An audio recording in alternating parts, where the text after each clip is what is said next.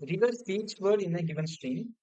The words are separated by dots. Okay, the dot should remains as original position. Okay, and between the reverse word. So if the character is not dot, add to the temporary word. So if the character is a dot, uh, we can do things to reverse the temporary word. So temporary word store I. So reverse the I and add the dot. Okay, that can be stored the another result, final result. So after the loop ends, we can handle the last word because it won't be followed by dot. Okay, so we can handle the last word. So this is the logic, and finally return the full result of the string. Very simple. The collect the character from each word. Okay, reverse the word and add the dot.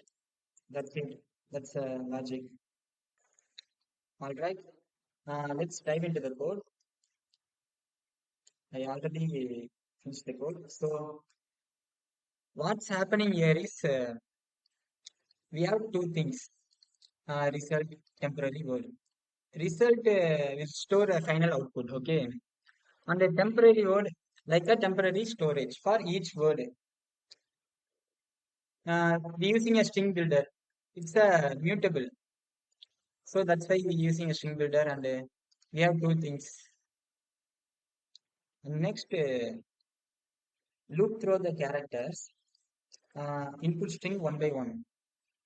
So input string um, I dot like dot this. Okay. If it is not dot, we add the character temporary word to build up the word. So this is not dot. So I store a temporary word. Okay, and if it is a dot, uh, we reverse the temporary word and add the dot. It will be store the result. Okay, reverse the temporary word. Temporary word is I. I reverse I and add the dot. I dot will store the result. Okay, and then we clear the temporary word.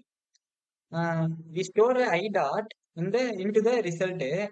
Temporary word is I. I they clear the I. So set the length 0. Okay, that's why using a set length.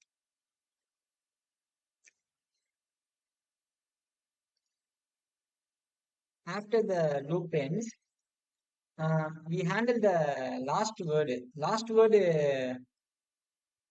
one be followed by the dot. Okay, last word would not be followed by dot. Okay, so we can also the manage uh, reverse the temporary word and final result will be returned. Okay, we can manage these things. Okay, and finally return the full result. This is the coding. Some alt space pass. Very simple. It's